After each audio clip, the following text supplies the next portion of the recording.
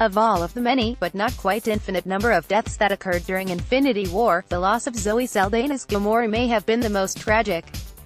That is to say, even Thanos shed some tears before, he killed his favorite sort of daughter, in order to gather the Soul Stone. This was a shocking moment to fans of the deadliest woman in the whole galaxy, especially after folks were still reeling from Loki's demise. Saldana sat down with the LA Times to reveal how she learned about her supposed final moments in the MCU, and as it turns out, she took the news pretty hard but had plenty of advance warning from producers. Also, she believes that Gamora's death was an integral part of understanding Thanos. I learned very early on. The producers called me and they told me.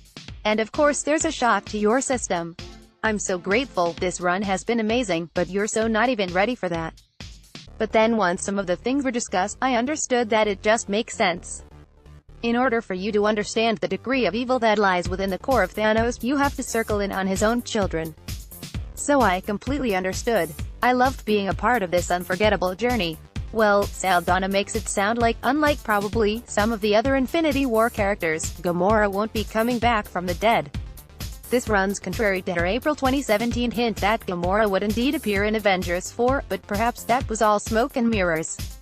Heck, it's already clear that Marvel tossed a huge level of deception into Infinity War trailers in order to not spoil their audience, so it's possible that Saldana was in on the plan to keep Gamora's fate under wraps last year.